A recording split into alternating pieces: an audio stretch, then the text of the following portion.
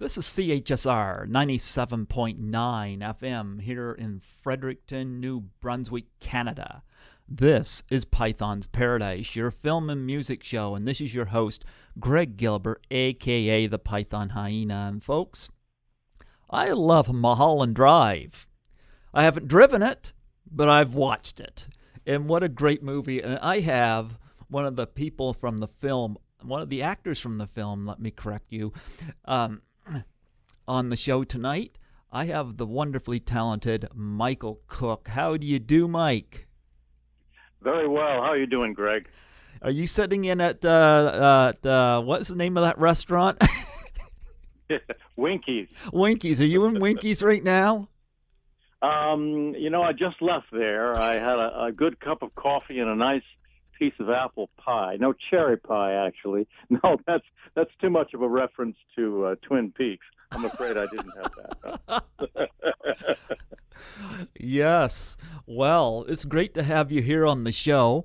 Good to be here. Oh, thank you. I got to first lay a nice acknowledgements to Lisa Langlois, who was the one who connected me with you, and I absolutely love Lisa. She was one of my earliest interviews, and had the pleasure and honor of being her guest at Horrorama, and it was just a pleasure going from being her fan to being her friend, and that's something I treasure. I absolutely love her. That's wonderful. Well, I first met her and knew her as a colleague. We met under circumstances that had to do with the discussion of the business, as it were. But she had a nice liking for me, and I for her. And we've had a mutual friendship that's very, very wonderful, and also trying at times, because that's what friendships are about. I say that not critically, but rather just in terms of the trials that we all face in life. And that has only strengthened our relationship, which is really wonderful. And yes, as a matter of fact, as you well know, and of course she's spoken about it, I mean, this is quite an acclaimed actress. I mean, she worked with John Huston and Claude Chabrol and a number of other incredible directors and so forth. So she's had quite a situation of her career, and it's going into a new phase, and I think it's going to go very well as time proceeds. Yeah. I first saw her back in the mid-'80s. I saw Class of 1984, and loved her as Patsy in that film, and I never forgot her. Right. So, I was so honored, to actually get to meet her and spend some time with her in Toronto, and very good. So I was very happy with that connection, and she told me. I think one of our, if I may just interject, Sure. that one of our connections is the fact that I too, obviously, when you mentioned Mulholland Drive, David Lynch, but also Paul Verhoeven. We'll get to that maybe at some point. Yep. I'm in the cult classic Showgirls, and that these acclaimed directors. We can mention a lot of names today, and believe me, they're working and doing very well, but some of them don't resonate in the brain as quickly or as swiftly as people like Claude Chabrol, John Huston, Paul Verhoeven, and David Lynch. And those are names that are immediate, and it's kind of nice to be in that kind of club, as it were. I say that not with arrogance, but rather a sense of appreciation and gratitude. Yeah. Well, a special thank you to Lisa, and lots of love out to her from me, and also to you from you as well. Very good. Absolutely. Yes. Well, let's talk some Mulholland Drive, but before that, I would like to get a little bit of your background, get a feel about where you came from and how you come to want to be an actor. Absolutely. It is one of these things where situations in life that so many people have. I'm taking a side track to get to your answer, that so many people, especially these days, I believe, but even maybe in the past, they figure, oh, it's a glamorous life, it's a quick life, it's going to be fun. It's going to be all of those things. But that's really not what it's about, as anyone will tell you who does the business.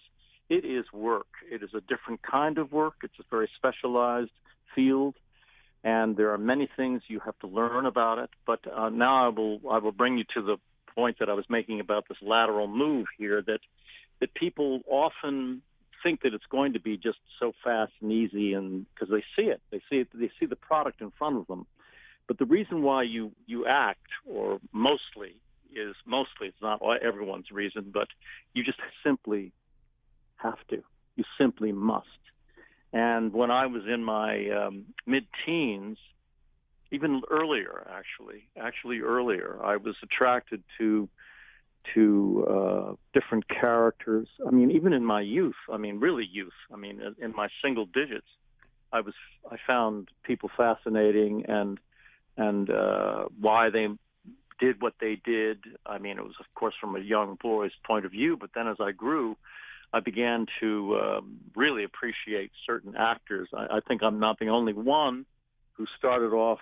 My first impression was James Stewart. Love James Stewart. He was such a wonderful actor and such a distinctive voice, and so I would imitate a bunch of people, and it's been that way through my entire life, about appreciating their craft.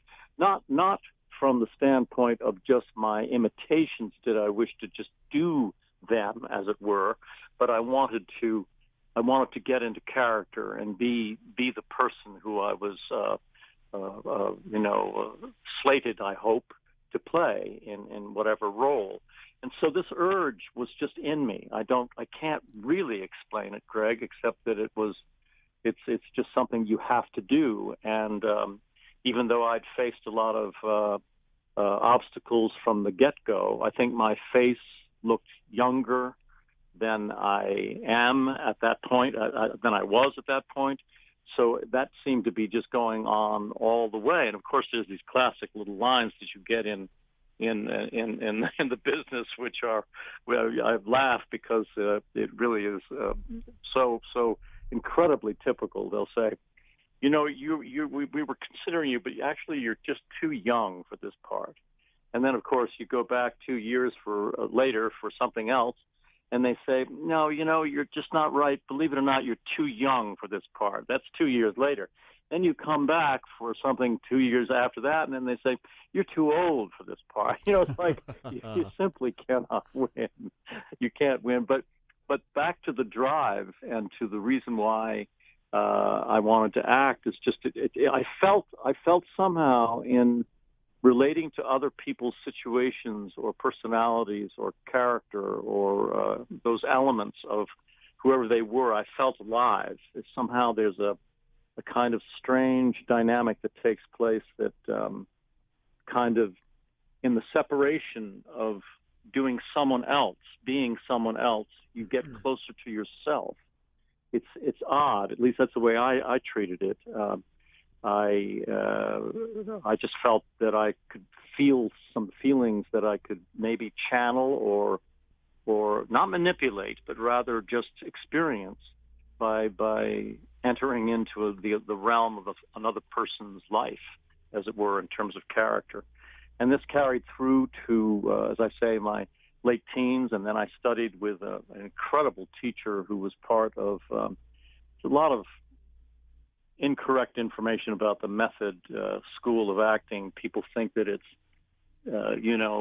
being in character 24 hours a day. That's not the truth. That's not the way I was taught the method. I studied with a remarkable teacher whose name was Peggy Fury. You may or may not have heard her name, Greg, but she was, I would say, not exactly a minor a coach and teacher, having taught the likes of Sean Penn, Michelle Pfeiffer, Angelica Houston, and many, many others. And unfortunately, she passed some years ago due to an affliction that she had, which we've heard about. It's called narcolepsy, and she actually fell asleep at the wheel. Oh. But this woman was a remarkable, sensitive artist. She was a part of the Actors Studio. I actually worked in the same studio that Lee Strasberg had his previous classes. Literally, the class before ours with Peggy was Lee's.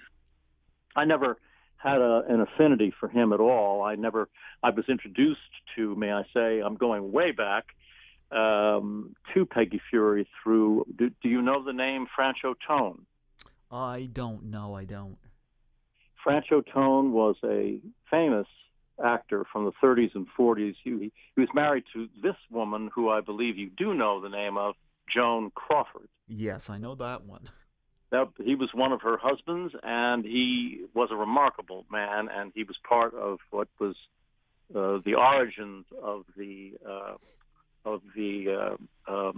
actor studio, was from, of course, Stanislavski, but from Stanislavski was the group theater, and then it turned into Actors Studio. And by coincidence, my brother had been going to school with Francho's son, and Francho referred me through that connection, and I became friends with Francho as well. Really quite a remarkable man and character, and good actor as well. And he referred me to Peggy, and she said I had ability, and she was happy to work with me, and that's how it began. And that's the origin of it. And I did mostly, may I say, I cut my teeth in this business with theater, off-Broadway shows, and of course continuing the work that I did with her until finally I kind of went out on my own.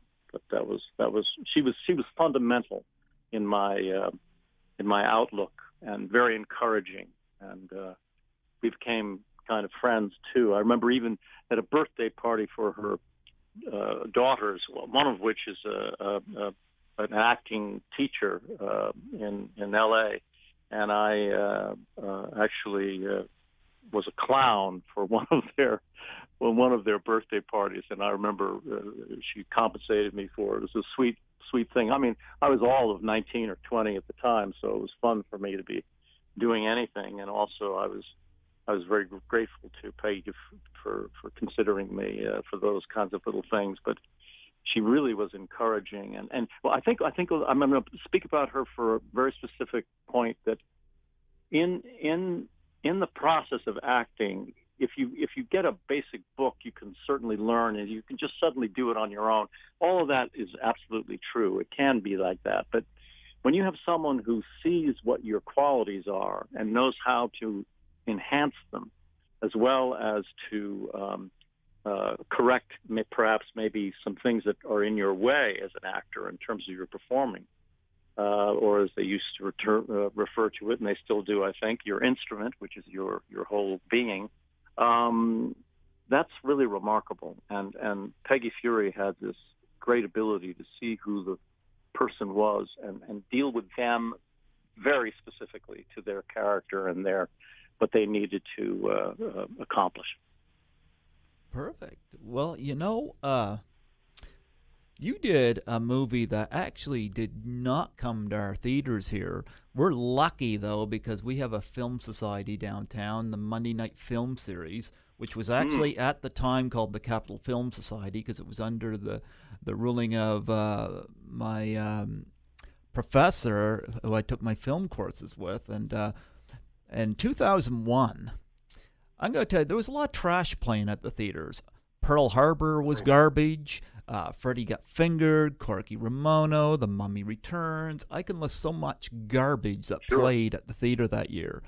Well, the Capital Film Society put on Amelie, Gosford Park, and, of course, Mulholland Drive among them, and boy, those are so much better than the garbage I previously mentioned. Of course, those are tremendous films, not the least of which I'm a part of one of them. They're remarkable movies, what you just said. I like your point of view, obviously.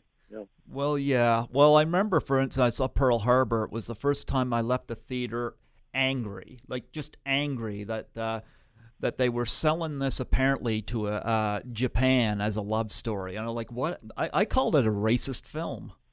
And I think it is. I agree. Yeah. And not a good movie, and just simply not a good movie. Oh, it was horrible. And I was just glad Michael Bay was not in the theater when I left.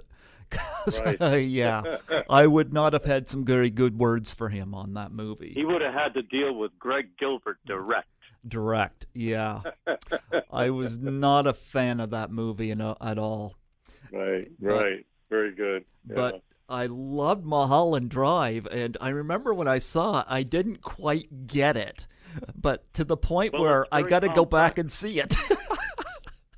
Well, it's very complex. That's one of David's. I really appreciate this about him. He is a true artist because what he does is he does it and he doesn't make comments about it. If you'll notice, if you buy or purchase any kind of DVD or any information about Mulholland Drive, you will get, comments that will be made by others, but you don't get a definitive comment from him at all about what the purpose of it, what the meaning of it is. Not the purpose, the meaning, the underneath meanings, the subtextual meanings. There are so many variations, and we can go on forever about it because it is amazing. I've had differing views of what it means through the years, and my influence, meaning in terms of my participation of the film, I was counseled that possibly I was a certain character that was supposed to. You do know that Mulholland Drive was supposed to be a kind of Twin Peaks. Yeah, I do. Series. Yep, I'm aware of And that.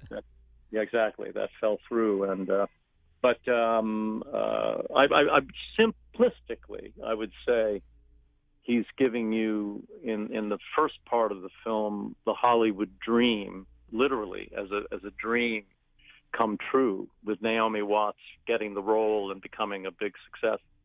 And most of the part of the film, which is darker, is the second part, which is of course the hell that happens. And if you don't achieve what you're after, and of course the connecting links to things that are bad influences that affect your whole life if you let them get in your way. Of course, that's a dramatic extreme, this film, but I think it's brilliantly done, and I'm very honored to be with it. I mean, do you know that it was awarded the top 10 of the LA Critics Award from 2000 to 2010, of the decade, number one, unanimous, of the top film of the decade between 2000 and 2010. I was very pleased to hear that. Did you know that? I didn't know that, but you know what? I'm happy to hear it. Yeah, me too. And as a matter of fact, even lately, I heard from a friend of. I mean, absolutely, these things come from out of the blue because I'm not like researching these things, but it came up. A friend of mine who's just suddenly emailed me and said, "Do you know that something like 78 critics around the world voted Mulholland Drive number one, also within that 10-year period of 2000 to 2010. I was blown away. I mean, unanimous. That's pretty high honors, Yeah. Well, I've got Mulholland Drive home on Blu-ray, and I haven't totally figured it out, but I kind of like that about it. It's kind of like a little jigsaw puzzle. It's supposed to be like that. Rubik's I think so. Cube. I think that's why you can go back to it, and I mean, one can do this with other films that aren't so necessarily intricate as Mulholland. But I like what you say because that's exactly it. I think a film that when you've seen it and you leave it and it resonates and it stays with you, those are the films that really win, in my view. Mm-hmm. Excuse me. And I think they make you think differently. They also delight with the memory of certain scenes. I think that's what art should do. You see a classic, beautiful painting by an incredible artist, and after you've walked away from it, it can resonate with you. And I think the same can apply to great filmmakers. Well, David Lynch has been kind of doing that from the start, because, I mean, Eraserhead was really twisted too, He's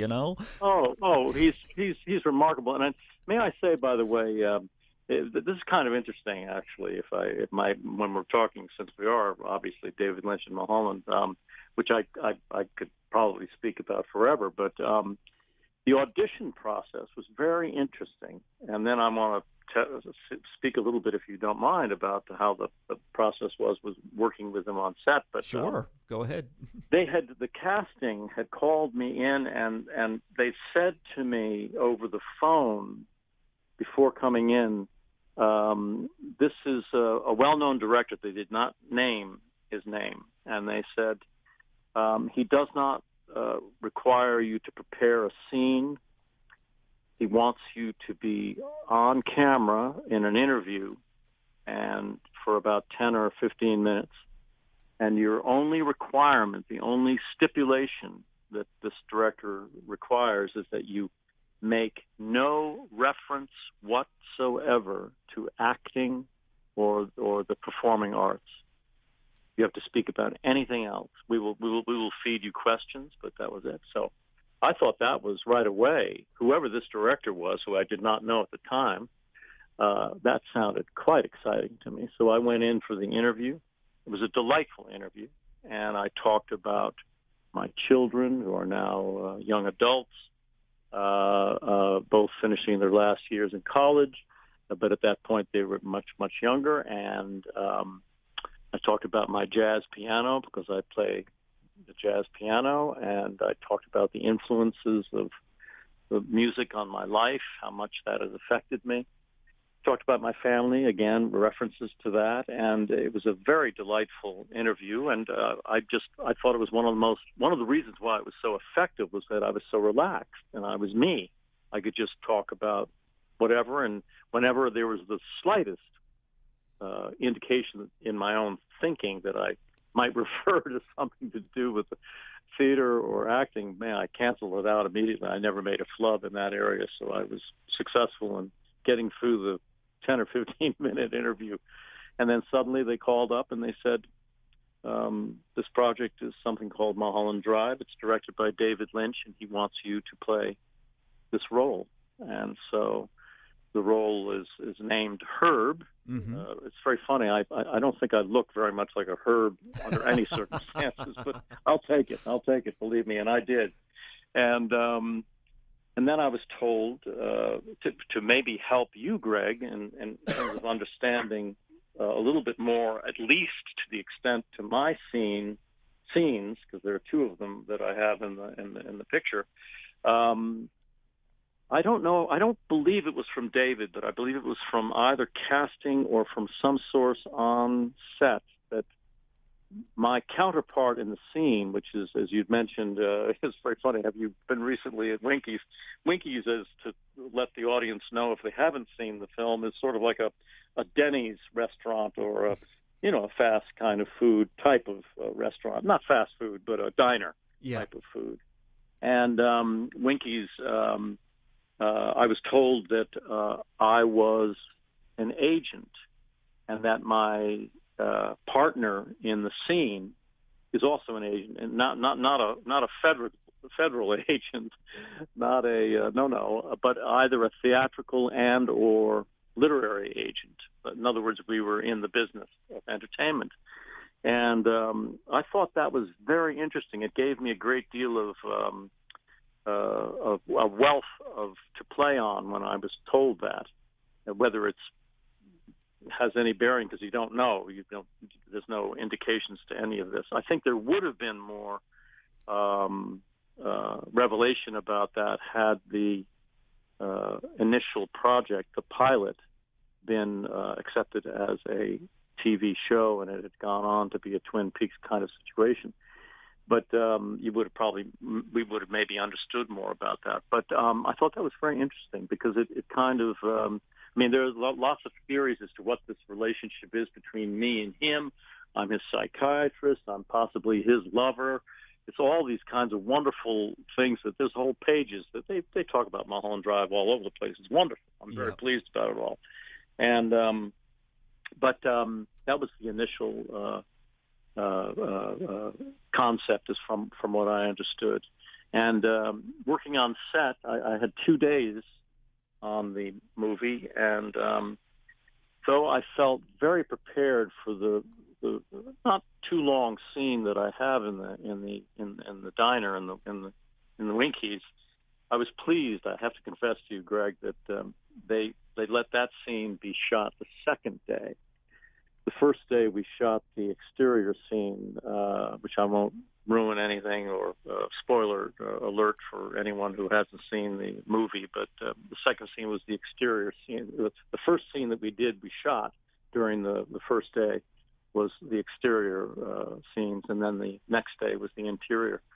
And I want to say so complimentary to the crew and to everyone on the set. They are most reverent and very, very, very serious and very sincere and very devoted to David. And may I say also, whatever his manifestation of his art, he's a very down-to-earth individual. At least that's what I found in my experience with him. And he's very focused, very, very specific what he wants, and he's completely freeing at the same time.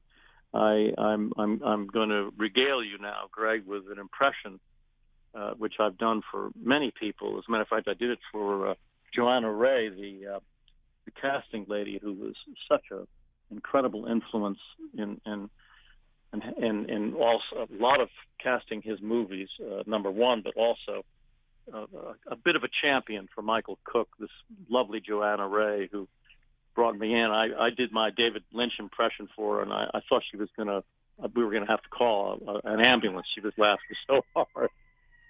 Whoops, the ambulance is coming now, Greg. Yeah. They're coming right up. No. So here's the impression. We're in a booth, and he's speaking to both of us.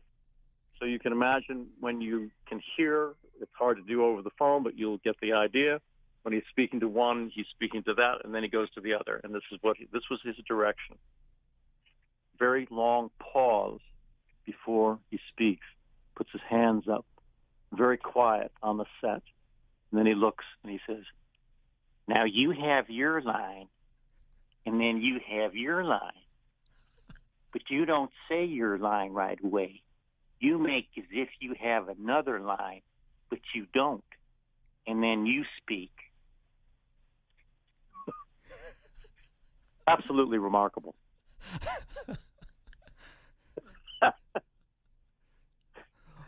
I hope you like my impression. And not so much about the impression alone, but also David's direction. Now, let me explain to you why, or in my view, I've got to get rid of these fire trucks. They're after me. What's so brilliant about this in terms of the specificity that he's after is, again, the expanse with which he gives the opportunity to the actor to express his own being. Hence, it goes back to that audition process of just going in and talking about anything but the business.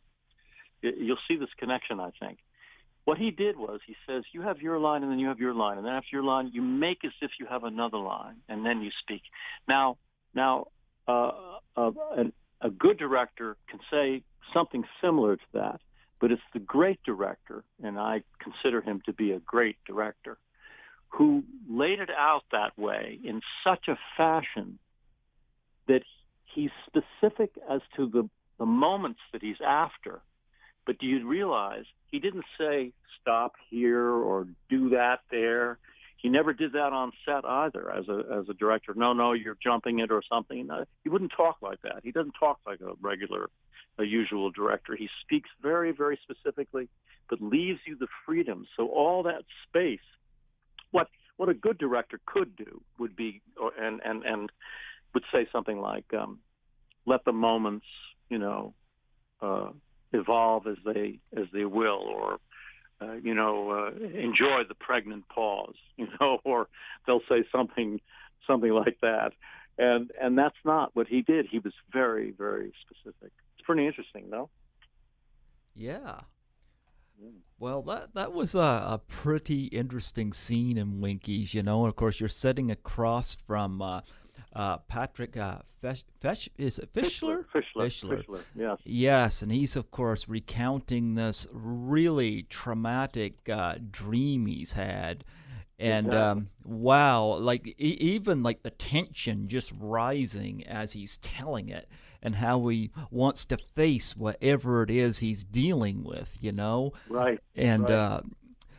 Like people remember that scene and what it is he has to face, and I think we've all been there where we had to face something and we don't know how we can do it, and you get up to that moment, can you do it?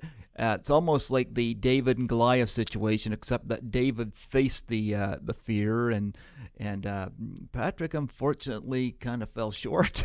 but Right. but what was it like working with him? And what this is the first time I've ever seen him. Yeah, he's actually done quite well for himself as a regular working actor on a lot of television series and so forth. And he was, I must say, we were very businesslike and very simple with one another. I think, if anything, as I recall, it's interesting you asked this question because I hadn't thought about it for some time, to say the least.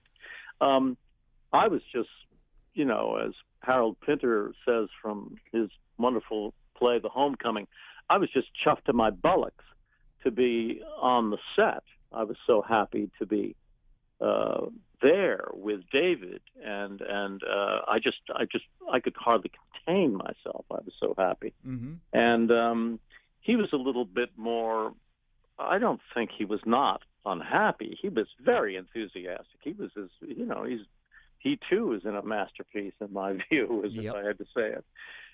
But he was a little bit more leveled, and I think he was a little bit kind of thought that I was maybe too excitable or something. Not in the scenes, but just in terms of our off-screen conversation. But when I look back on it, I love every moment I've shared with him or with anyone on that set on those 2 days in my enthusiasm, because it was worth it.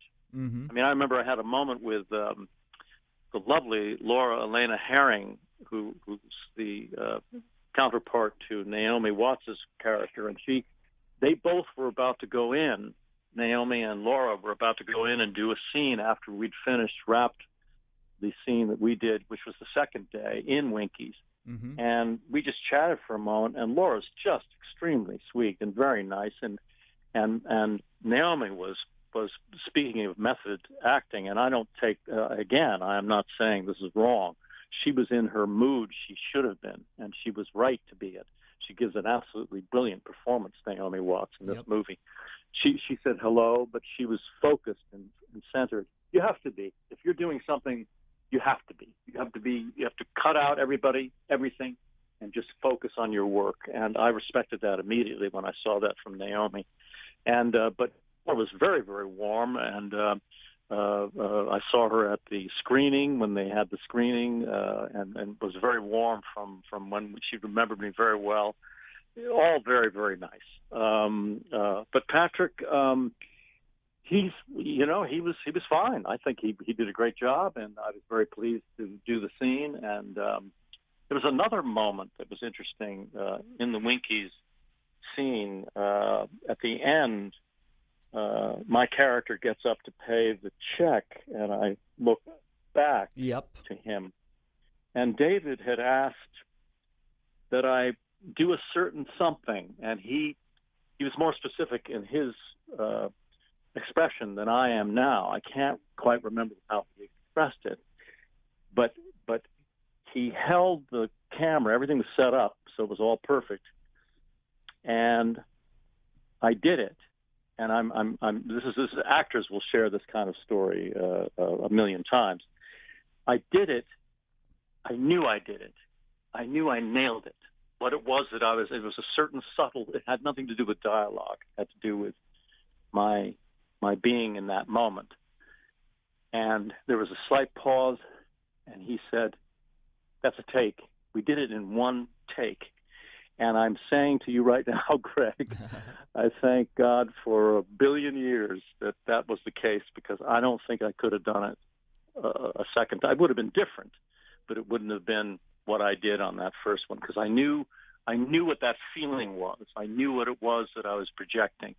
And thank God there was nothing wrong with anything to do with technical, either the film or sound, or it was off. It was all perfect. So I got that moment in. It's funny. These are the subtle things that sometimes you get, as they say, you get these gifts that can happen. It could have been that had it not gone well in terms of technical or my own performance on that moment, I could have done it better. You never know. We don't know these things, but I remember it just felt so in the pocket, as it were, right? Yes. I wanted to point something out with this thing, because there's so many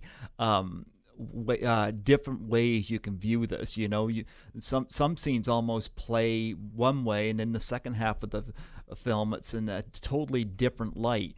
What I found interesting about Winkies is that when Patrick is discussing the dream, he says that you're both in there, you're both sitting at that restaurant, and he's terrified, and he says that you're also afraid. But it's interesting, because when you're getting up to pay for the meal or whatever, you're not terrified at all. In fact, if anything, he's the scared one. You're just kind of going along, kind of like... No, I'm his witness, exactly. Yeah.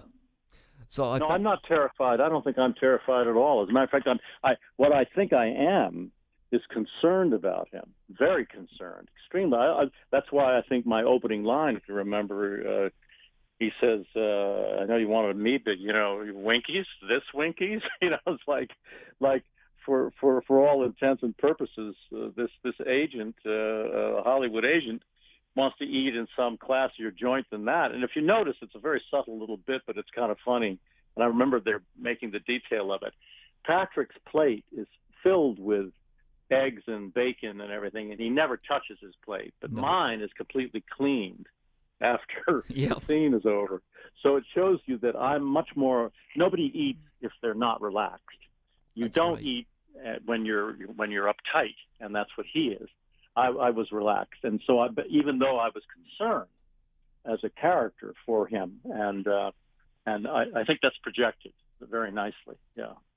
And I love some of the little subtleties too, like the cowboy. Like, will you see him again? It's just wonderful. All his casting choices. He's actually, I think the cowboy is actually a writer or a producer himself, and he actually wears that hat. I think that's the case. I'm not quite certain. We have to look it up on IMDb, but he was somebody that David knew that he thought would be perfect for it, and he was. I mean, you can't beat him. No. And you mentioned Laura Elena Herring. I actually reached out to have her on the show last year when Mulholland Drive hit its 15th anniversary, and I never heard back, but I thought she was quite remarkable in this movie, and how it takes that typical... what would look like the typical Hollywood tragedy, where she ends up in this accident, and she manages to crawl away from it, but she's got, of course, amnesia, and then, of course, her connection to Naomi Watts. Yeah, so you did get some interactions with Laura, huh? Oh, very much so. I wouldn't take too much offense that she didn't get back, probably because there's so much going on with people's careers and whatnot. But she was, I can't compliment her enough. She was very down to earth, very, very sincere, very sweet. And it's interesting you say about the quality of her performance.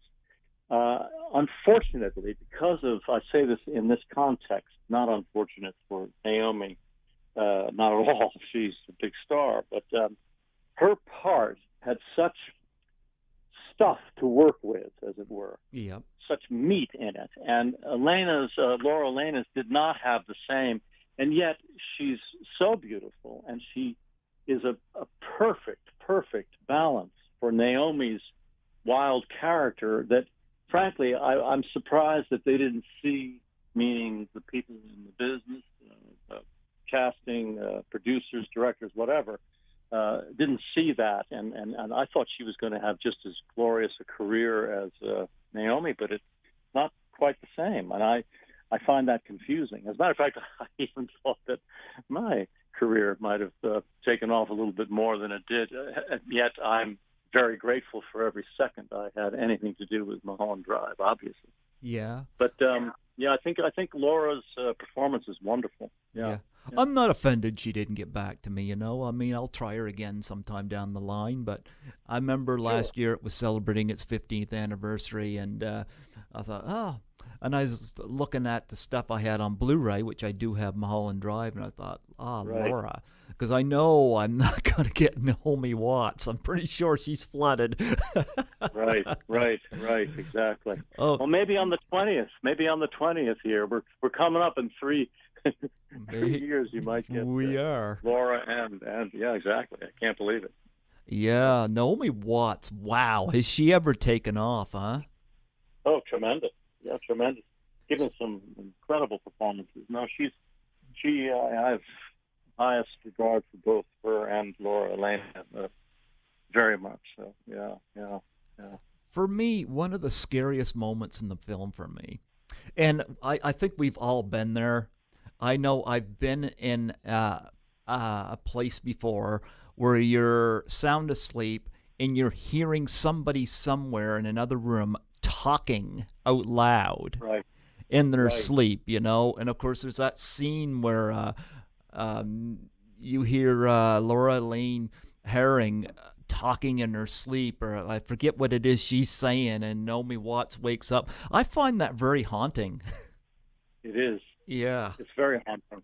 It does. It recalls a kind of a nightmarish circumstance that almost everyone has experienced somehow. That kind of what's going on in the other room, and you're hearing it's not quite clear, and yet it could even be a dream. It doesn't necessarily have to even be in our own experience of life, but it's very alarming and very arresting. Yeah, it's true. Yeah, and of course you get the box with the key and so many odd things. And of course, I think it was Don McKellar, I think, is in this as well. Right. Yeah, and terrific Canadian actor. And yes. Yeah. So this movie was just fantastic. I don't think it was released properly in 2001. Because look at some of the junk that topped the box office that year, and when you stop and you look at that, and you look at Mulholland Drive, and I've said this too, 1998 highest grossing film was Armageddon, piece of junk. I know. But I mean, look at the Big Lebowski was not a big hit, but look at the Big Lebowski now, I know. Yeah. I know. Well, same can be said with Mulholland Drive. Look at it now. Exactly. So when it celebrated its 15th anniversary, was there any screenings or anything like that in L.A. for it to celebrate it? I'm sure there were, but I wasn't myself affiliated with any of the circumstances of those of screenings at that time. No, but there could be something. Actually, you think about it, there might be something in. Now that we've gone past the 15-year mark, it could be something on the 20th. We'll see what happens. Yeah. Oh, yeah. Because I think this film deserves to be celebrated. And I love the fact I can keep going back and I can find something new, And the film's even great to look at. Well, that's it. You see, there's always something new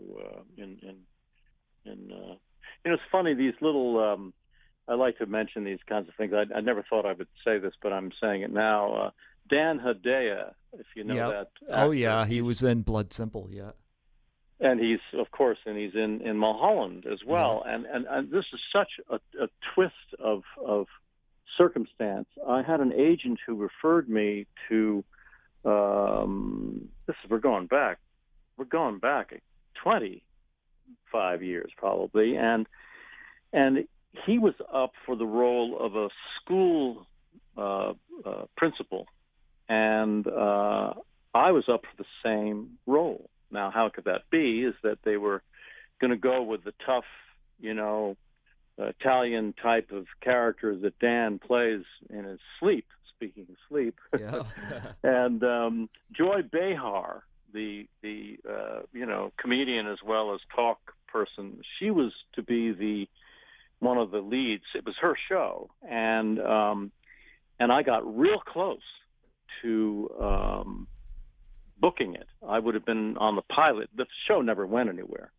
But the reason, what they were thinking was that if they go with Dan, they're going to go with the tough, school principal. With me, they were going to go with a kind of like a weaker, sort of like, if you remember I'm not going to go so far as to honor him with the word politician, but Dan Quayle, you remember this character in America? Yeah. Yeah, it was sort of like he had to be a little mealy-mouthed and whatever, and that was my role. And I got up to, we were really close, and my agent got back to me and said they're really having a tough time because they don't know whether to go with Dan or with you, because it's completely different vibe that they're trying to bring. Well, whether it was me or whether it was Dan, the pilot, I think, got shot, but it never got aired and nobody saw the light of day. But I think it's great. So one day here, there's a little bit of a twist here, and of course it didn't fall on that much pleased ears from Dan. But when I met him once, I don't think it was at the Mulholland screening, it was somewhere else, and I said, I can't believe you and I could be up for the same part. And so he did laugh a little bit at that, and then I told him what it was, and he remembered the reference, but that was the end of it. But I love being in the same, not category, but being up against Dan Hedaya, because I just love his work. I think he's just great. Yeah. Oh, yeah. Yep. Well, Mulholland Drive, great movie, and I can't believe it's been over 15 years since that came out, because I remember seeing that down here at the university at that Capitol Film Society screening. So, and I've seen it numerous times on Blu-ray, and yeah, it's like, have you seen any other what other films by David Lynch have you seen that you enjoyed? Oh, most everything. I love the Richard Farnsworth and Straight Story, yeah. That's such a sweet movie. This is the other thing about David that I find remarkable. He can do a film like that. Yeah, that's so really unlike him. How's that? It's so unlike him, the Straight Story. Yeah, I know, and yet there is. It's just like a beautiful little section of a film. It's so not little section of a film, a beautiful film. I found that remarkable. Of course, I love all this stuff. Blue Velvet, you can't beat. I would have to say, Lost Highway. All these films are remarkable. But in my view, without my own personal, obvious being involved with it, I would have to put, Eraserhead has to just take its own category anyway. But I would say after Blue Velvet, I think Mulholland Drive is the one. I really do, in terms of films. Mulholland Drive's my favorite David Lynch movie, and I'm not saying that just because I have you on the phone. It is my favorite David Lynch movie. I love Mulholland Drive. I just think it's great, and I think it's really right up there. And all his work always has something to investigate and be entertained.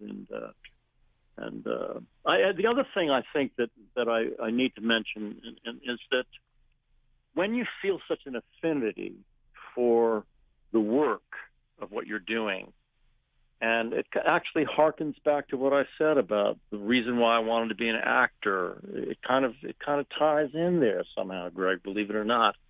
You're in line. When anything is in line, as we know in life, that's when smoothness can happen. And I felt that upon meeting David and working with him. and I welcomed the opportunity, if it could ever happen again, to be with him. As a matter of fact, there's a kind of a not a sad ending, but it didn't result in anything. I'd run into David several years after Mulholland had, of course, opened, and he didn't even. When I said to him, Michael Cooke, I said, Herb from Mulholland Drive, and he goes, Herb. He didn't even refer to me as Michael, which I kind of took as a kind of not a backhanded compliment, as a full compliment, because he sees me so much as a character. And we were chatting, and we had this one brief little moment. It was wonderful, and he gave me a big hug and everything. Everybody loves him. He just can't help it. And so we finished I was telling him what I was doing. I was working on some a music thing, a thing called Cooke Tales Between the Keys, and I was mixing stories and vignettes with my jazz piano, and I was telling him about it. I gave him a flyer and whatnot, and he was happy to hear about it. He was very sincere, and then we said that was it, and so I walked away thinking that was the end of our conversation. He calls after me, and he says, "Hey, Herb," again, not my name, Greg. Don't you love it? "Hey, Herb, maybe you and I get to work together again." And I'm going, yeah, I would love that. That's the type of thing that the actor usually says to the director.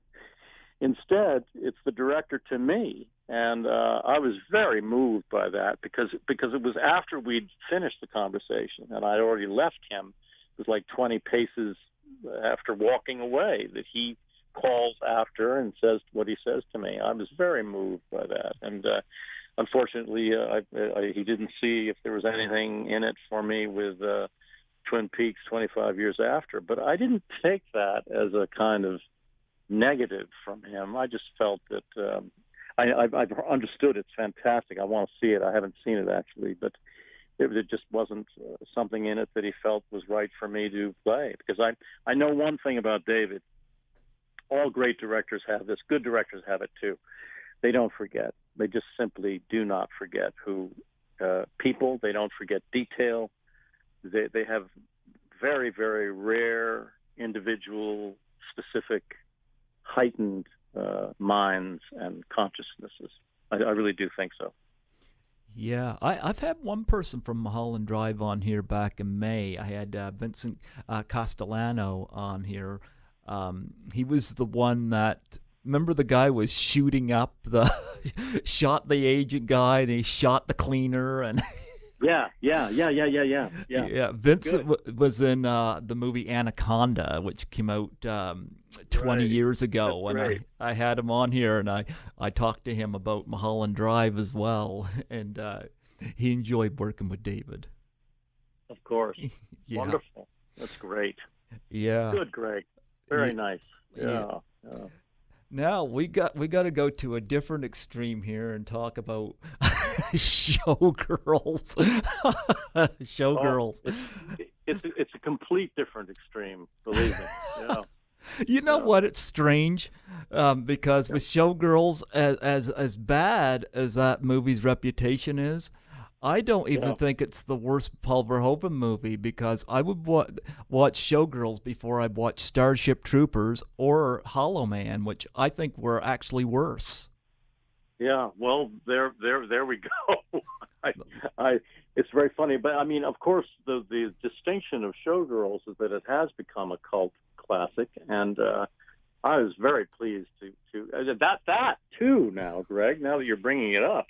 It's funny. I know all this is my life, but the point is I forget it as I go along too. Not forget it, meaning not to call it up, but it's not something I think about every day. Is that that audition was interesting.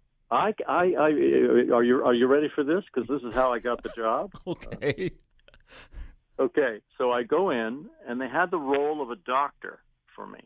Okay. And it was one of these roles that I can guarantee you right now, Greg, I would never get hired for this role under any circumstances. It's one of these kind of basically it's those parts. We see a lot of them, mostly I think in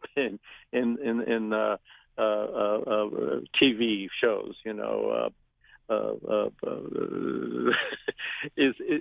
He blends whoever this guy is. This character is across the board. He blends in with the woodwork. He blends in with the furniture. It's not an actor's part. He's just there to further the exposition or the information of the plot. And what my part was, I came in and I read for was this type of thing. Well, how long do you think she'll be in the hospital? Was the feed for my line, and I say, well, she'll be here. She's got sedation. She's had multiple contusions, broken ribs. She's probably it's going to be 2 weeks. I never get those parts. I just don't get those parts. And so Verhoeven at the audition says, he looks down at the script, looks back up at me. This is all at the audition. He goes, that's it? I said, yeah, that's it. He said, that's it then.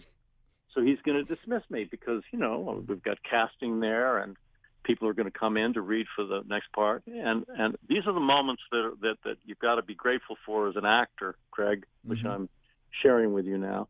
Somehow I had the inspiration in me to employ my gifts in terms of accents and imitation and whatnot. I said, perhaps you want him to be an English doctor.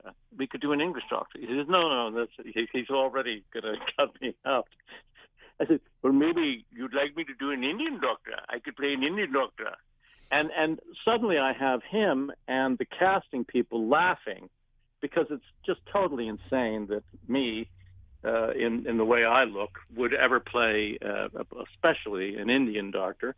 And so they all laugh, and I said, or I could just drop everything right now and leave it as it is and let you see some other people for other roles. He says, yeah, that's a good idea. Now, the point of this story is several, is that when you have a moment like this that kind of comes in your system, as it did with me, Greg, you follow it and you know what your extent of it is. If you do any more, you blow it, you lose it. If I'd done 2 more impressions or ideas, it would have been overkill and it would have been bad. And I pulled it right back, stopped it right there. And I went to the doorknob, everybody laughing, and I went to the doorknob and I opened the door and I remember feeling a sense of nectar. I can't describe it any other different way than that. And left the door, shut the door behind me and left. And I felt this. I felt that I was who I was, even in my doing the impressions afterwards, that the role wouldn't have been for me to play the doctor as I've expressed to you, that I don't get those kinds of roles, that I have to, what I was showing him was that I do other things. Yeah. Well, that's where casting really helps in a situation like this, because Joanna Ray, who also cast for Showgirls, obviously whispered in his ear and said, or spoke right out to Paul Verhoeven and said, you have this guy who's going to play a sleaze bag kind of pimp in Vegas. He's going to be your typical, overweight Italian, no offense, with, with gold chains everywhere and a hairy chest. Why don't you get this guy? I know she must have done something like that. And sure enough, a couple of days later, I get a call. They want you for Showgirls, but not the job, not the role you read for. I said, oh, really, what's that? He said, well, it's a kind of casino lecher guy, and we could send you the script if you'd like to. They were so polite. I said, no, I accept the part. I said, I did it right then and there and they jaguared me to the airport. It was great. 2 days in Vegas. We shot the thing, and working with Elizabeth Berkley was wonderful. She was also very focused, very, I saw her many years later. And when I was my kids, we were all at a cafe that the kids liked, and we all were having sandwiches and whatnot. And I saw Elizabeth, and she remembered me very well and was very sweet. And That's a great little bit that happened there with that story there, and I actually got quoted from the New York Times review from Showgirls when they said, because my line it's a scene in the casino and she loses all her money at the one-armed bandit, the slot machines, and I say, lose all your money, honey, you want to make some more. Sooner or later, you're going to have to sell it, and she runs off. And the New York Times article wrote, like the character says in the casino, sooner or later you're going to have to sell it. That's what this movie is about. And I said, well, wait a minute. I got to get in touch with that New York Times writer. I got to get in touch with him right now. And Greg, maybe you'll help me out and have him say, put Michael Cooke. He didn't do that. Anyway, the joke is, no, my point is that it was fun to be mentioned in the Times article as a kind of memorable line, despite the fact it was a very short scene. And Verhoeven was wonderful to work with, and also in the same vein of David of being very precise what he wanted. These are tremendous filmmakers. Yeah. I can go point this. Go ahead. No, what was you saying? No, I was just going to say that's the other thing about Showgirls. If you look at it, forget any of the details of what the subject matter is, the content, or any of it. If you just look at it as a movie, meaning in terms of the way it's shot, it's absolutely brilliant. It really is, actually. Yeah. What it reminds me of, like my very first interview I did was in 2015 was with Tommy Wiseau of The Room. And of course we got the Disaster Artist coming out here with James Franco here shortly, which I'm anticipating. And it's interesting because The Room is said to be the greatest bad movie of all time. And and yet Tommy Wiseau is kind of became celebrated because he's doing the opposite of what he intended to do, you know? And Showgirls, I would say, had that same reputation before The Room. In fact, I even heard that Paul Verhoeven even showed up. Like, Showgirls won a record 13 Razzies, which was, again, beaten by, I think it was Jack and Jill. No, what didn't win? It was nominated for 13 Razzies, won 7. And it was beaten by Jack and Jill. But amazing. But it's interesting because Paul Verhoeven actually showed up in collector's Razzie. Oh yeah, no, that's a class act to always do that, and it really is.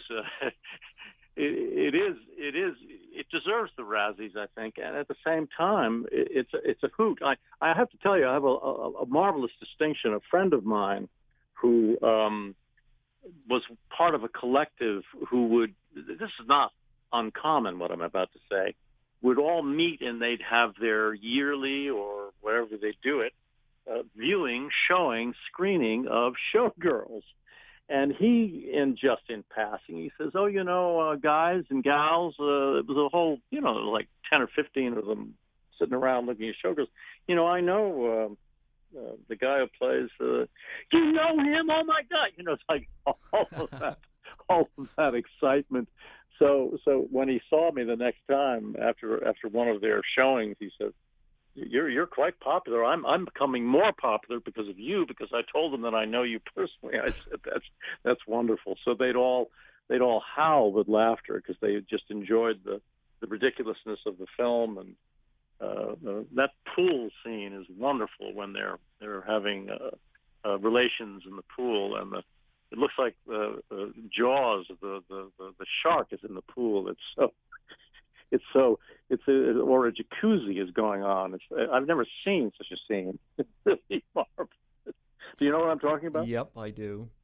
Yeah, that scene I'm sorry I'm laughing so much, but it just was really. That's not what you do. You want to keep the water at a very, very calm level. You don't want to rev it up too much in the water department. Yeah. Well, it's interesting too because as I was saying with The Room, some movies just end up becoming enjoyable to watch because they're so bad. And True. Oh, and absolutely. Oh, without question. yeah, and I think, Definitely. Definitely. and I love the fact that Paul Verhoeven show up at the Razzies, because it's kind of like, because there's some people that won't show up at the Razzies, they get offended, and Yeah, I know. Paul Verhoeven's kind of like, any press is good press, Yeah. Yeah. Yeah. Yeah. but It's so true. but yeah, like I remember there was a disc combination that came out a few years back that celebrated Showgirls as a bad movie, and I don't know whether Paul Verhoeven put this together. I don't remember; it was just so long ago. But it's kind of like, Right. they're taking the whole "this is a horrible film" and they're using that as a tagline, and I think that's brilliant. It is. It is. Now, I think it might have hurt Elizabeth Berkley's career a little bit, though.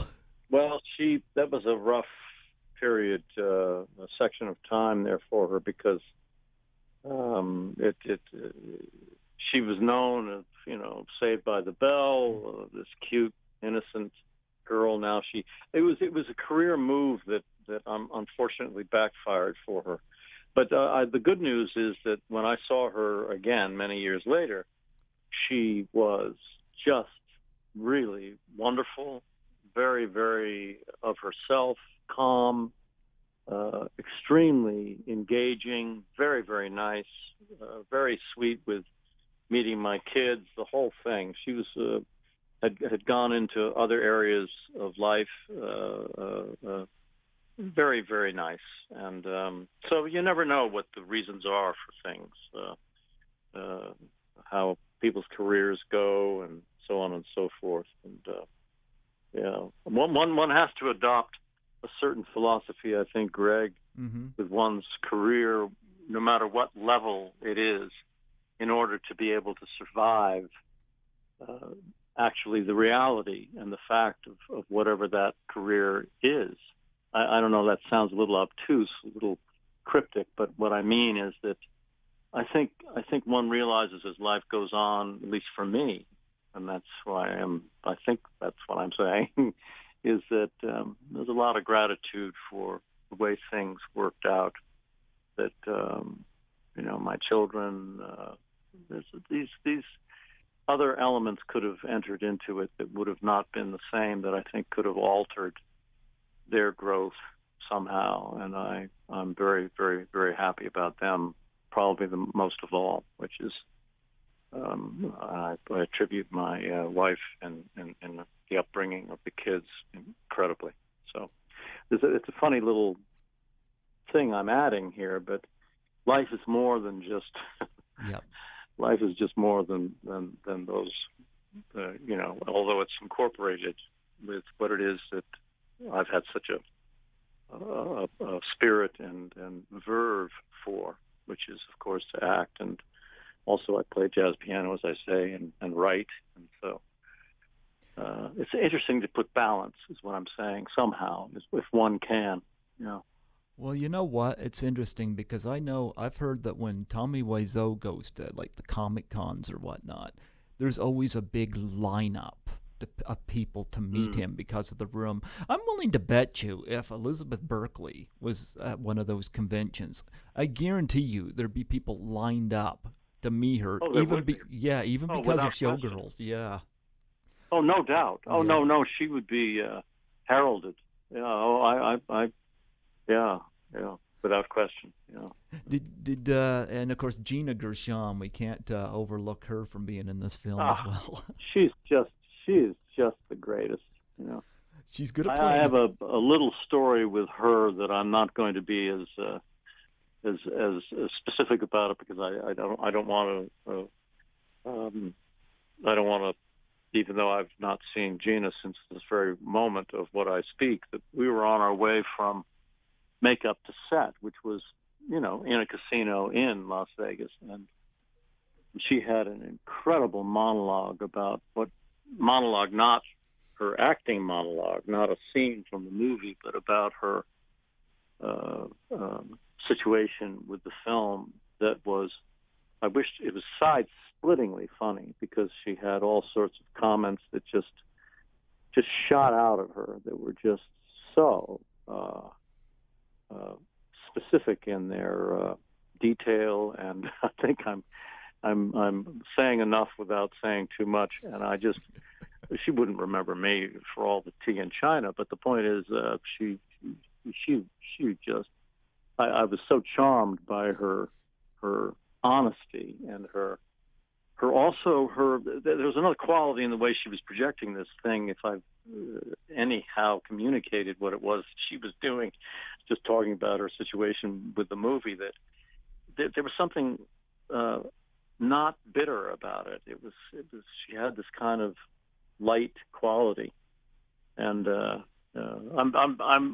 always been very fond of her for forever. Especially since I had that personal moment with her. I mean, I remember on the way we were in a van being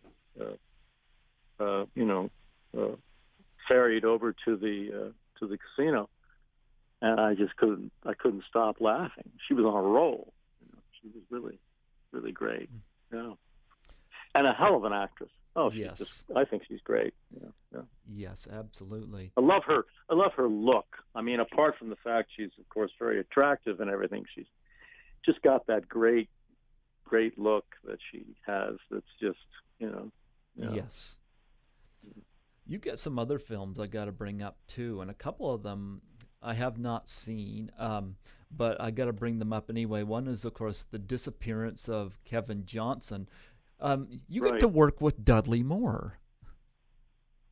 Well, he was in the film, but absolutely. But I didn't work. Okay, I didn't see this one, so.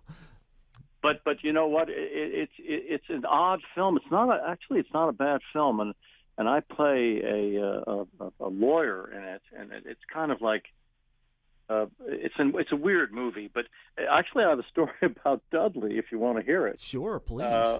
Because I did meet him, but not to do with that film. And I was living in Venice. He was living in Venice, but he was in a little bit nicer territory area than me. And so one day I was driving east to go into Hollywood, into the city proper, and as I'm coming up I'm in the middle lane, and in the left lane, heading east on Venice Boulevard, literally Venice Boulevard, I see this black Lexus, and I see the license plate says this, Greg. It says Dudlex.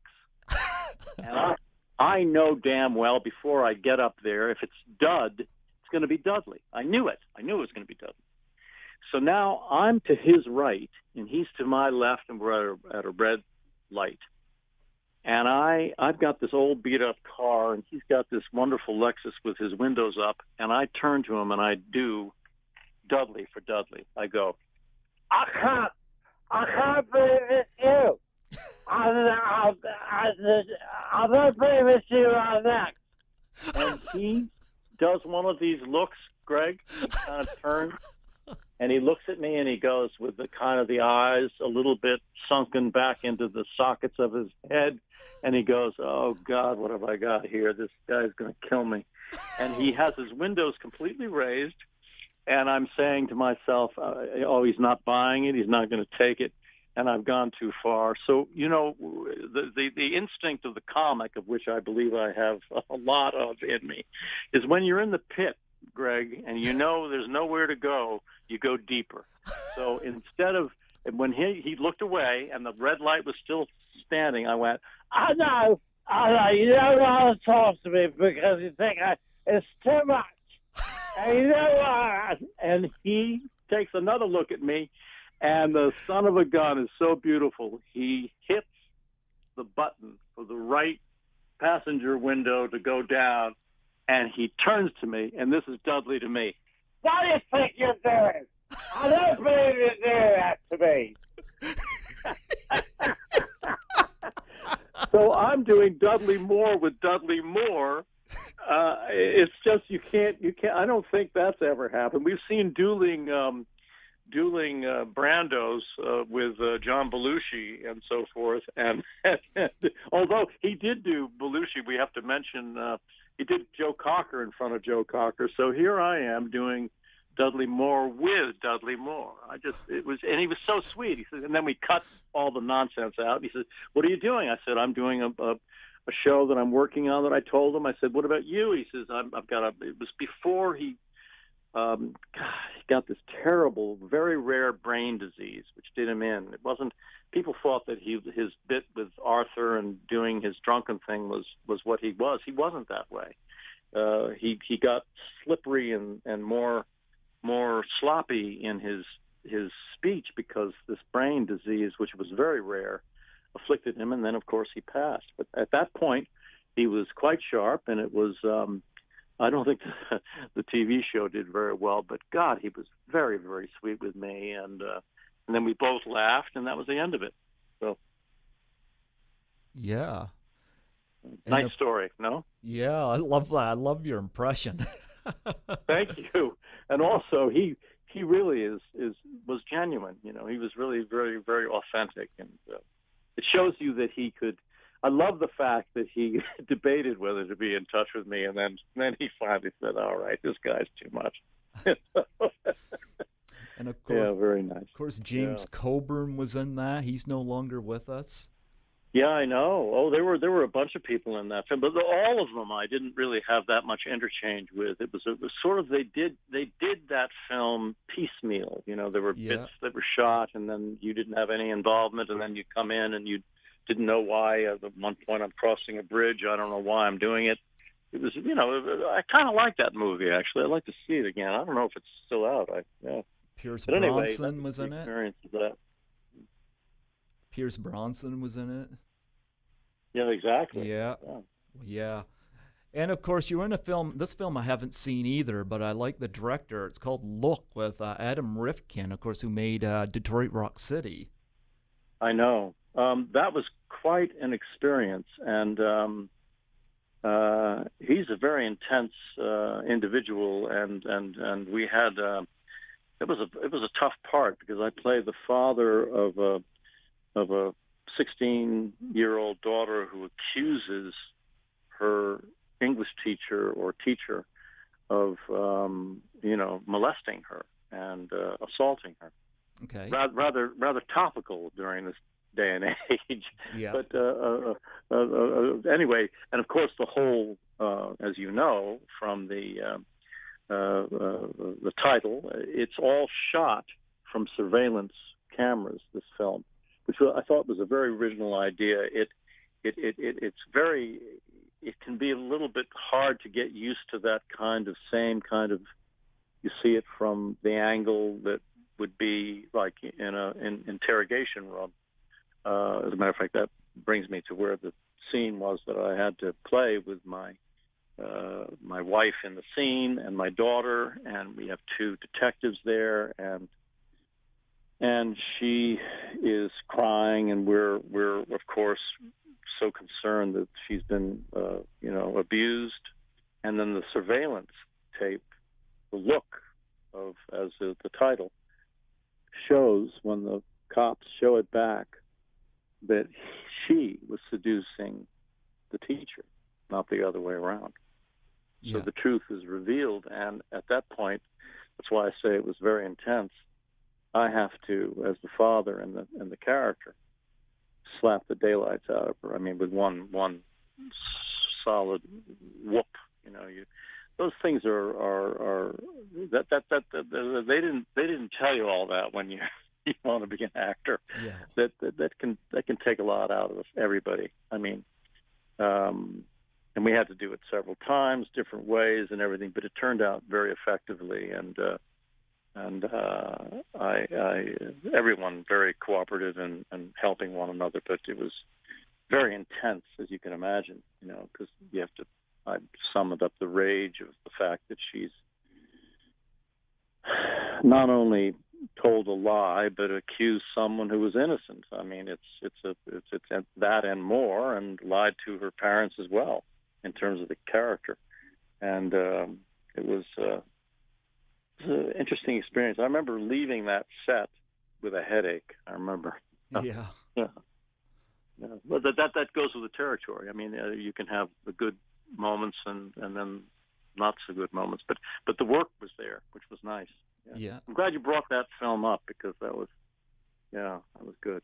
Yeah. Well, I like bringing up the smaller films as well because I know people want to hear about the bigger films, and a lot of times people talk about the bigger films. But it's always nice, to bring up something smaller so that people, have something a little more rare to reflect upon.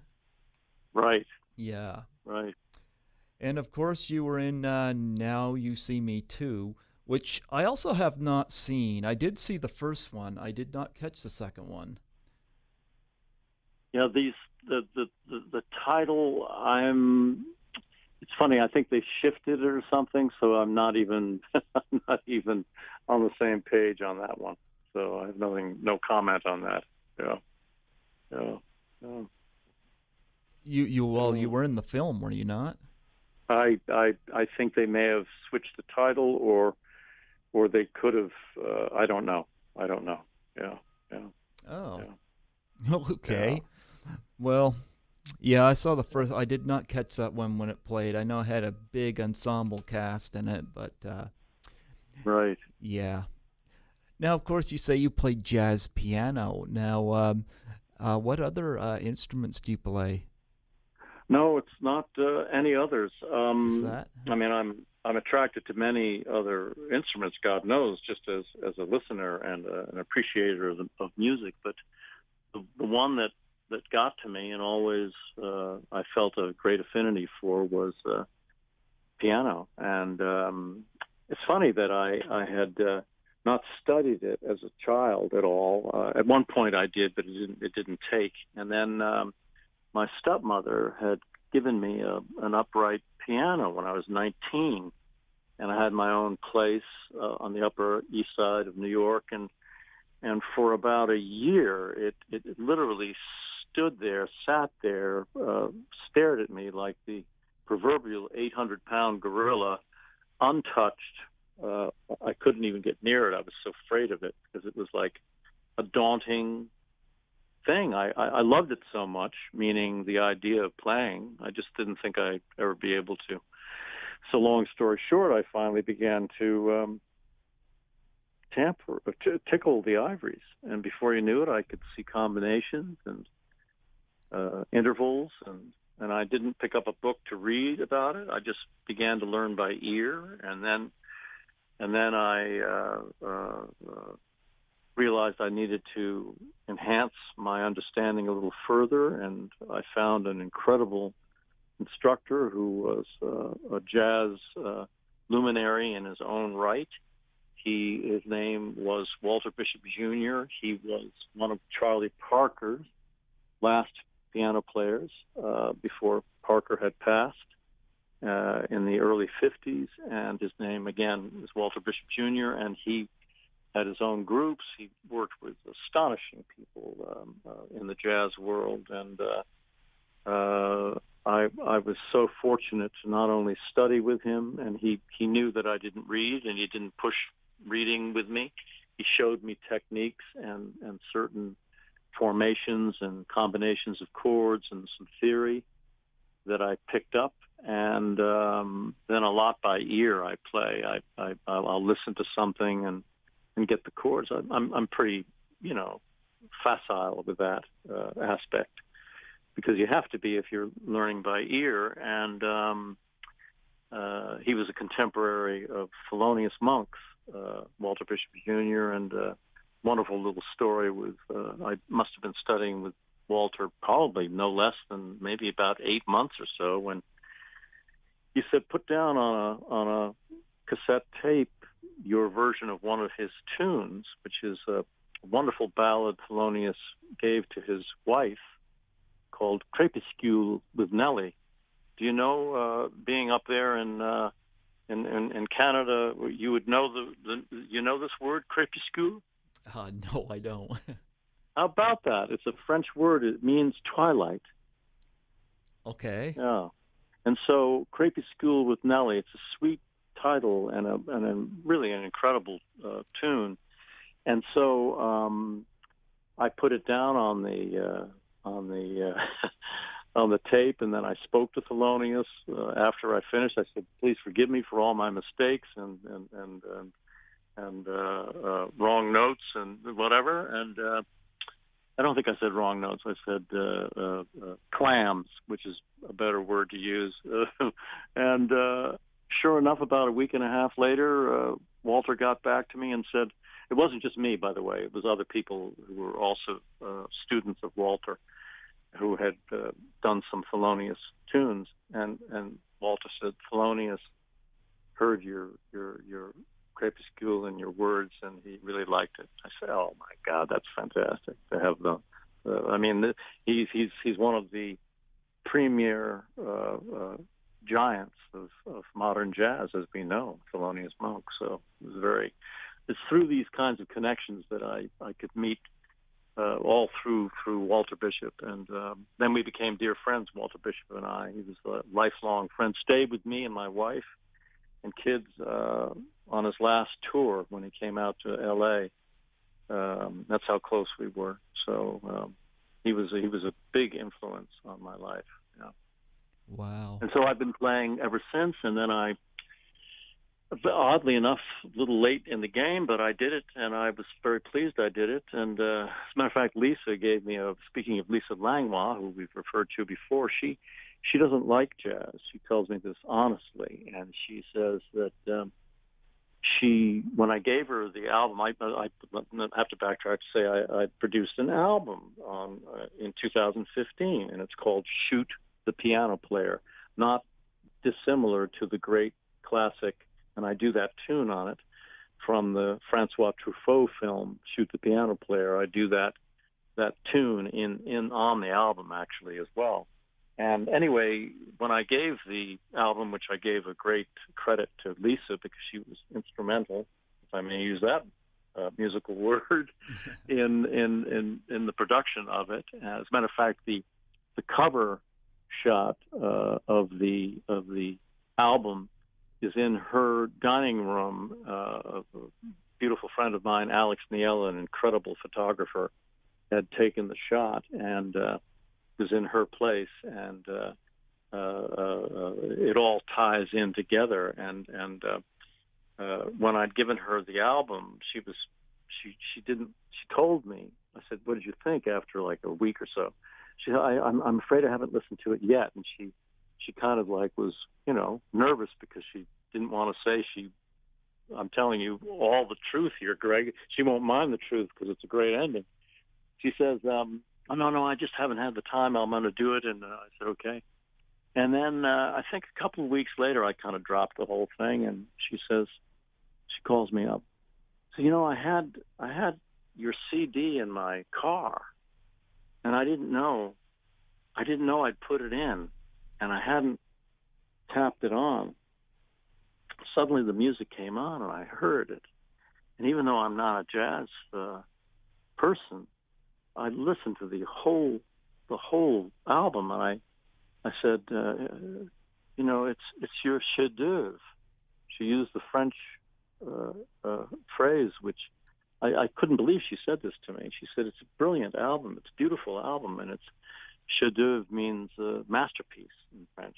So I was very touched by my dear friend Lisa Langlois appreciating Michael Cooke's work.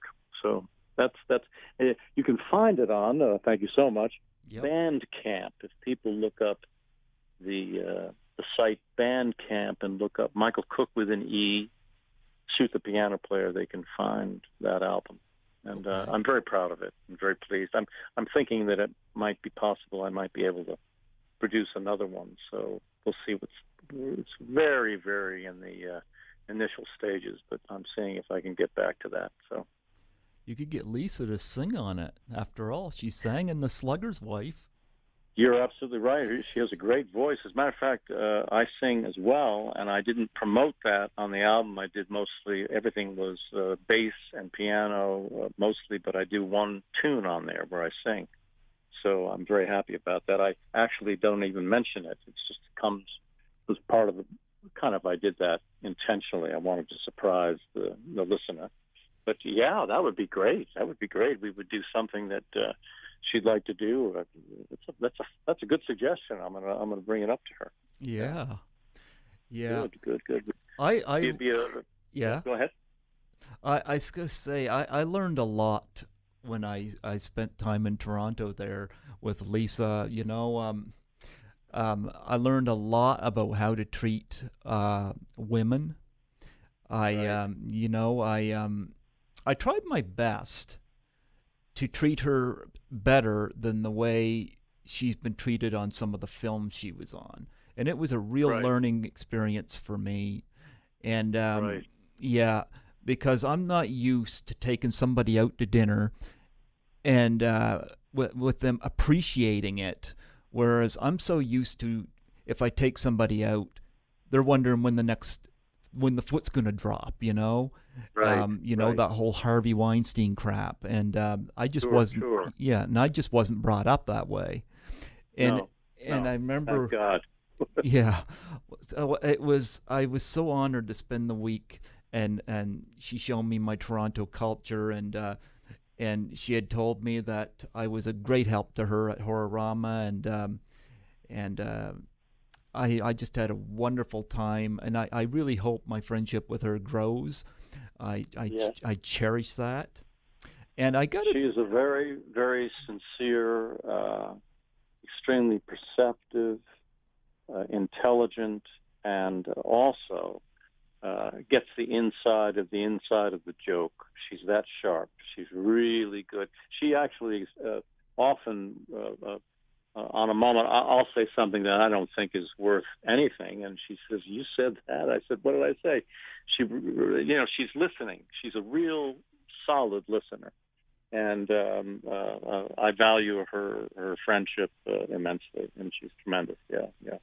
I got to bring this up too because um, after the ice bucket challenge took part a few years back, a new challenge came up after the unfortunate death of Robin Williams, called the Right. Doubtfire Face Challenge, and I had dealt with depression through most of my life, and not to the point of Sure. suicide, but I remember I did the Doubtfire Challenge, and I challenged Lisa, and it involved taking a pie in the face and Right. nominating 3 people, and she did it.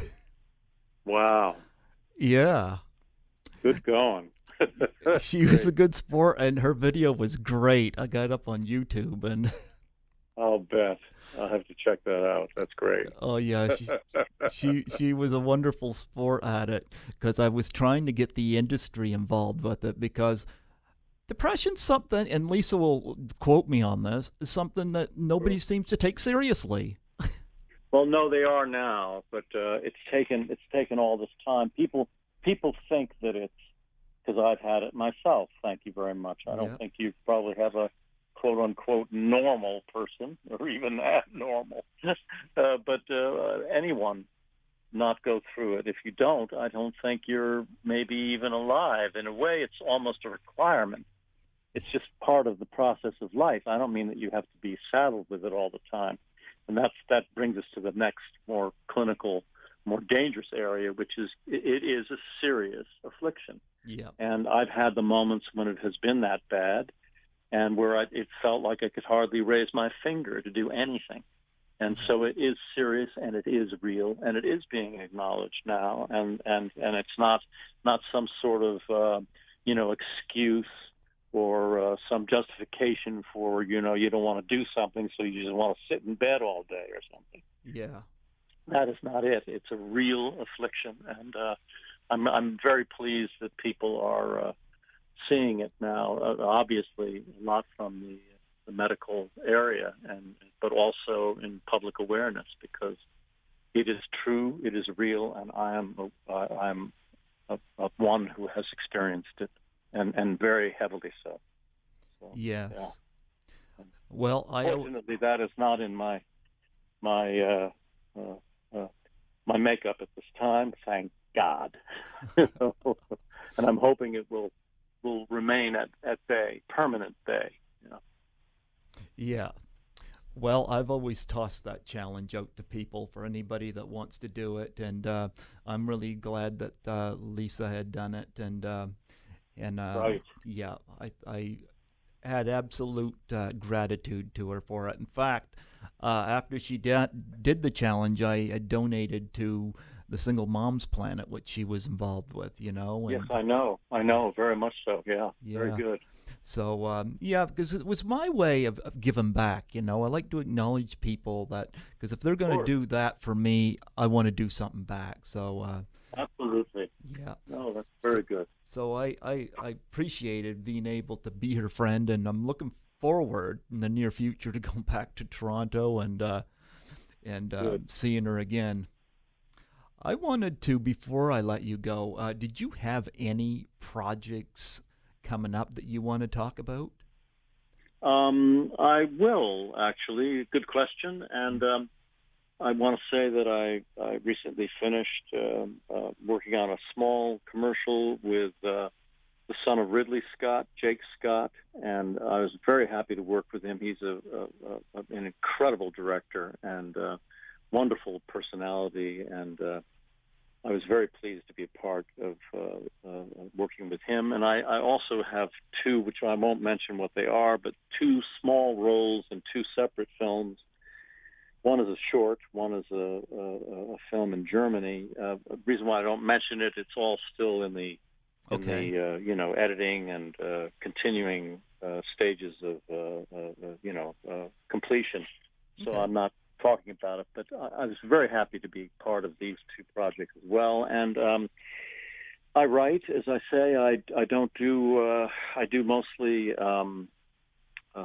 sort of sketches, as in slice of life, character mentions, and so forth and so on. And I do have a memoir of an incident with probably the premier idol goddess of film. If I were to say, this is good because you don't know I'm going here, and you just asked me, Mm-hmm. who would you say is the all-time premier goddess of film? Oh, Grace Kelly. There are many of them, but who's the one who has more play in time and has survived in terms of memory and reference Oh, probably from Marilyn Monroe. exactly. Yeah. Well, you got it, and you Yeah. named it. And I knew her as a child, and I'm not going to go into the story of it, but I have a piece that I'm very proud of, and I'm hoping to have it maybe published and so forth. And it's about my experience from the point of view of a child. The reason why I knew her is that my father was sports editor for the Herald Tribune. His name was Bob Cooke, Mm-hmm. and we lived in the same apartment building as Marilyn. And so that's how I happened to know her, by literally going down the elevator with my mom. And then it's not just an elevator story. There's much more to it than that. So it's not just that. If it were that, it would be the end of the conversation, and thank you very much. Who's interested? No, it's a lot deeper, and there are two parts to it. And so I'm very moved by this. It was actually a very important series of events that absolutely informed me. That's a good word I just used actually in this instance. Informed me about the obstacles, rigors, and challenges, and disappointments, and reality of this business. Not unlike Mulholland Drive, which is a funny way I could come around to that, but it's a Mulholland Drive in Marilyn Monroe and Arthur Miller. There is, Yep. and that's why it kind of like resonates all the more. So I'm very pleased about this piece, and so more on that at another time. But thank you for bringing that up, because that's what I've been working on with that and other things too. So I've interviewed a but I'm couple. pleased. I've interviewed a couple people who knew Marilyn Monroe as well. Mm. Yep. Good. Yeah. But Good. Well, I think this aspect, what I've told you, is really interesting in the sense that, I mean, I didn't say it. I'm not saying it out of interesting because it's my life, but only to the extent to this connection that I've never read or seen anything where a young boy was involved with Marilyn, meaning in terms of any kind of association or I've never heard anything like that. And that's why I think this is amazing, because it was instrumental to my whole life. It carries me through to this very moment we speak. So that's how impactful it was. Absolutely. Well, Mike, I was so honored to have you on here. I once again say my thank yous to Lisa Langlois for connecting us. Good. Yes, and loved the fact that I'm able to talk about Mulholland Drive and other films in your career and your music, and you're a very stand-up guy. I'm very happy to have had the honor of chatting with you. And bless your heart. I will echo that right back to you, Greg. I think you're as well very stand-up, and I really appreciate it. And I also honor Lisa Langlois tremendously. Of course, we wouldn't be in touch without her, actually. So no, I'm very, very grateful. Yeah. No, we wouldn't. And she spoke very highly of you, and I said, sure, yeah, I'll have him on the show. That's great. Yeah. That's great. Well, that's great. I would regale you with a lot more impressions if we had more time. Not that would be the theme of the story, but I'm glad you got my David Lynch and my Dudley Moore. Those are very important. Do you know how to do Lisa? What's that? Do you know how to do Lisa? Oh, no. No. It's funny that you should say that because, I know her wonderful mother, Margaret, and so I can see the similarities between both their manner as well as they're not exactly alike or anything. I don't mean that, but obviously there's going to be attributes and qualities that are very similar, and it's so wonderful to hear a certain word that Lisa may say that I hear uttered the same exact way as her mother. Well, why wouldn't it be? And it's kind of fun. So no, I don't do Lisa, but it's great. No, she's just the best. Anyway, thank you so much, Greg. I really appreciate it. Before you go, would you mind doing a plug for my show? Hello, I'm Michael Cooke. I'm with Greg. I went up on my own line here. Take two. Take two. No. Monty Python's Flying Circus. Python. What is it? Python's Paradise. Python's Paradise. Good. Okay, shoot. Hello, I'm Michael Cooke. I'm very happy to be with Greg on Python's Paradise from New Brunswick, Canada. And it's been a wonderful experience to speak with him. He is an excellent interviewer, and I hope you appreciate. Thank you so much. Absolutely. Well, Michael, you have yourself a wonderful evening, and thank you so much for coming on. And if you're talking to Lisa in the next short while, you tell her I said hello. Send her my love, please. Without question, and also now that we're probably not on the recording, and even if we are, it's perfectly good with me. You are also most upstanding, and I appreciate your courtesy and your sincerity and your nature. Very nice to talk with you.